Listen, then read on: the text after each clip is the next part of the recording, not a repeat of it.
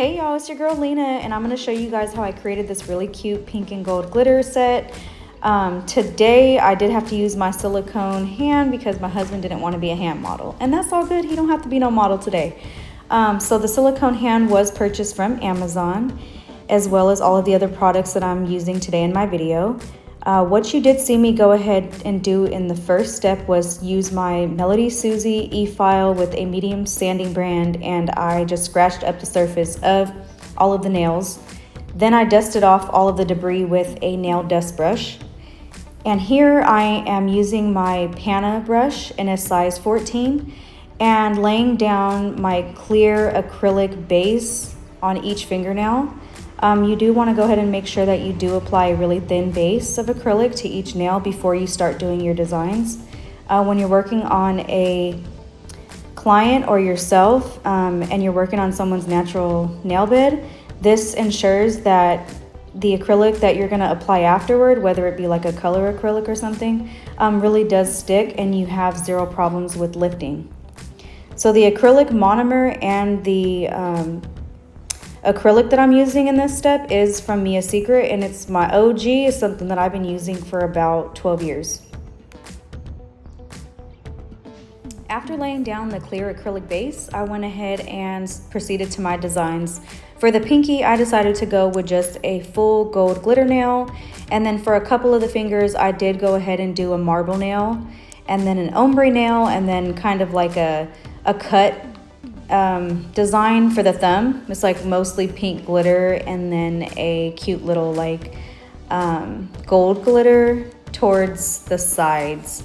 What you see me doing here is when I am applying the acrylic, I do like to ensure that I do wipe down the sides of the nail and make sure that I'm using the belly of the brush to kind of pat down the acrylic as I go down with each bead. And I am using the belly of the bead to also kind of swipe down the free edges of the nail to make sure that I don't have to do much filing towards the end, okay? I'm trying to create as less work for myself as possible. So that being said, make sure that you do the same thing and you make sure that you go ahead and just try to apply, your acrylic as flat and as smooth as you can. When you are working with designs for acrylic, you want to make sure that you are working in thin layers, because if you're doing thick layers of acrylic before we cap off our nails with the clear acrylic, then you're going to have bulky nails, and we don't want bulky, bulbous looking type of nails. So just make sure that you're working in thin layers when doing the designs and really focusing on just using minimal amounts of acrylic and focusing on the design and keeping the shape of the nail. It'll create less work for you in the end.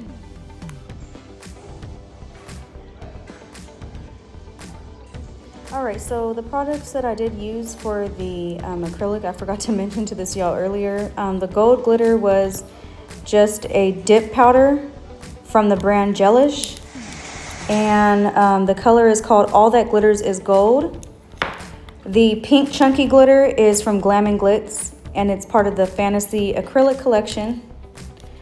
I don't see the name on this bottle anymore, but I'll try to find it for you guys if I can. And then also the bigger bottle of the pink acrylic powder, it looked like it was kind of glittery. That was from Cuccio Pro, and it's also a dip powder. This color is called Baby Pink Glitter.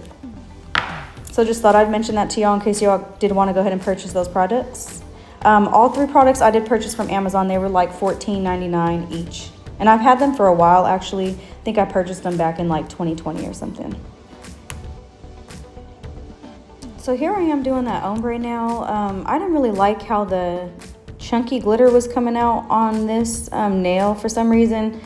So the Cuccio Pro Dip Baby Pink Glitter acrylic that I first laid down for the foundation of the ombre nail on this middle finger, it just it didn't really have like just a regular like pink glitter effect to it. It kind of almost looks a little bit, I would say, like kind of iridescent looking, and I wasn't really sure if I liked it. So let me know what you guys think in the comments below. Let me know if it's pretty or not to you guys.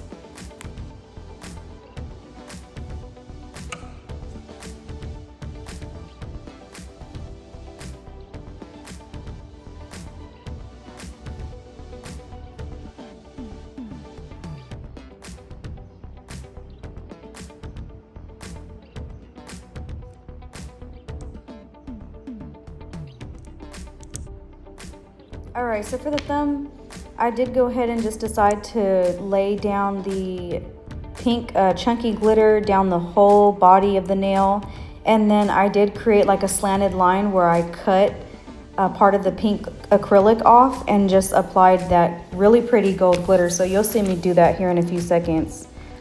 And if you do go ahead and use like a nail file to do this, just make sure when you are cutting into your acrylic, you can use a little cutting tool, or you can, which is like it's like a little tool that has like a razor at the end. It does make it easier, but you want to do this before the acrylic fully dries. And then if you need to, you can take your file, your hand file, or your drill if you're really good with your hand drill, and you can go ahead and just, you know, file along the edge of that acrylic before you lay down your next color.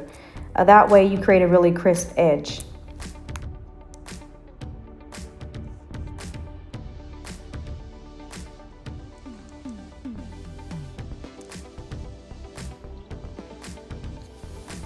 So after all of the designs on each fingernail, I went ahead and capped each fingernail with a clear layer of thin acrylic, just to make sure that when I was filing in my next step or using my e-file to sculpt my nails, that I didn't ruin the pretty design that I just did underneath.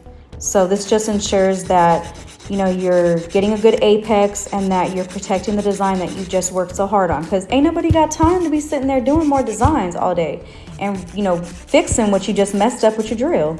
So boom, there you go. After the clear acrylic was laid down, I went ahead and used a 100-180 grit file from Treamlyn, and this was also purchased from Amazon in a 25 pack.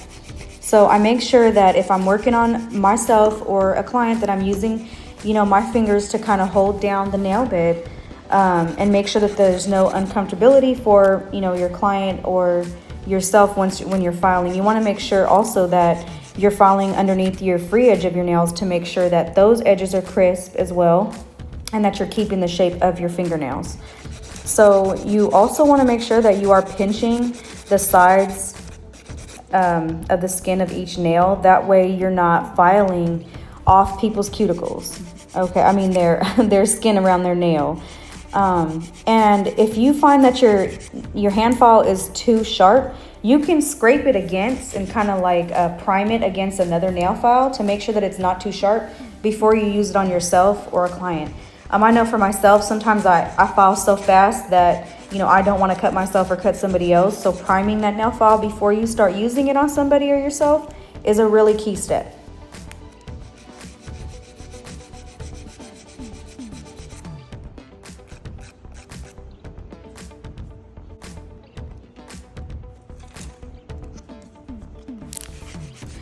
So I don't know if you guys could tell, but it was really hard for me to keep the nail tips in my silicone hand while filing. I really did want to make sure that I was trying to demonstrate how I actually would file someone else's nails. That way you guys can really get a good look and see the process. But these nails, man, they just could not just stay in there. I had to really shove them in there deep, and even then I felt like they would have done better if I would have just like glued them in or something.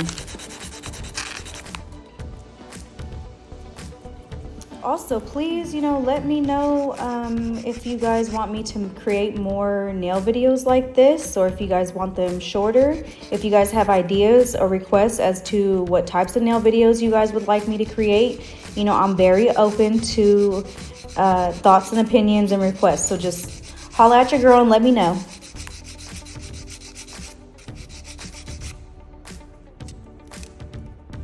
Also, one thing I wanted to ask y'all is, what's your plans for Easter? I know it's Easter weekend for everybody. If you're celebrating, what are you guys doing? Like, you about to cook? You about to make some good food? If so, let me know what your plans are. Let me know in the comments below. As for myself, I might make some good food. We'll see what we're gonna make. I don't know what's on the menu quite at this time yet, but I'm gonna ask my husband what he wants to eat and what he wants to do. So we are away from family right now, so you know, we don't get to see the kids egg hunt or anything like that, but, you know, we're still going to make our own traditions while we're away from family right now.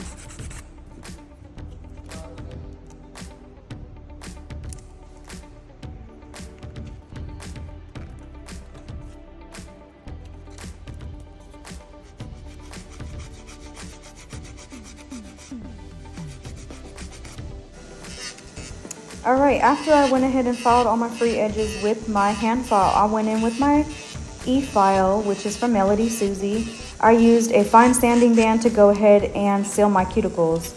And then I also used the same sanding band just to shape the body of my nails. And then I went underneath and created a cute little C-curve underneath the free edge of the nail. You want to make sure that you are sealing the cuticles.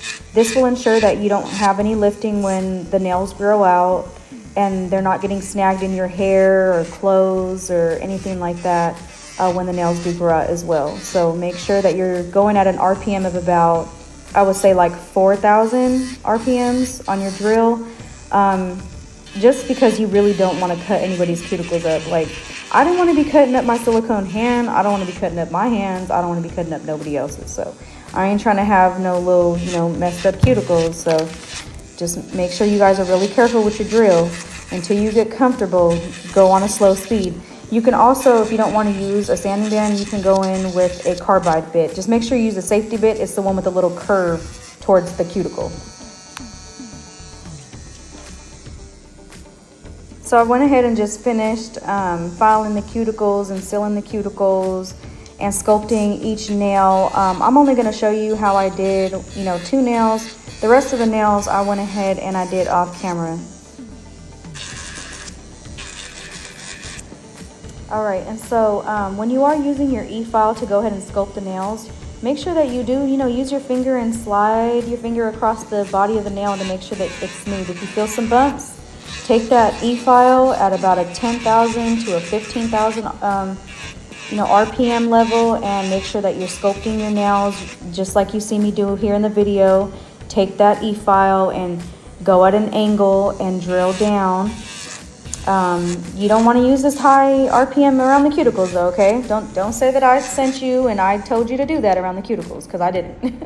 I'm just kidding.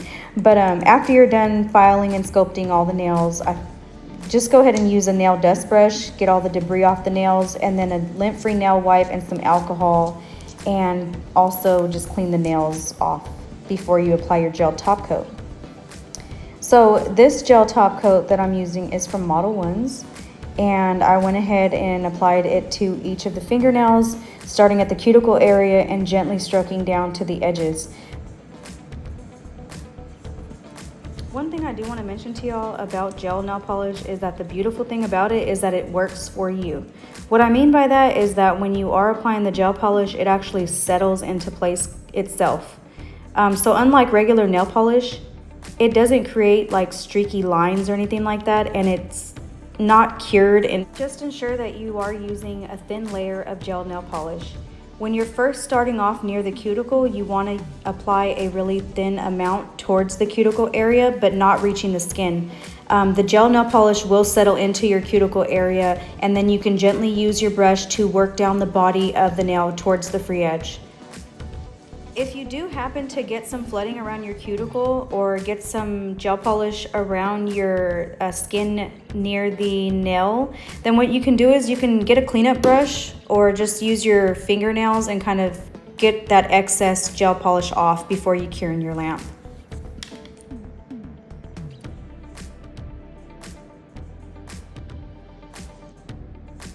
Another helpful tip regarding gel nail polish is just to make sure that you do read the back of your bottle and the instructions to make sure that you're curing in your lamp for the correct amount of time. Some of the gel nail polishes indicate that you need to cure for anywhere between 30 and 90 seconds, and that goes for base coats, top coats, as well as colored gel nail polishes. So just make sure that you're paying extra close attention.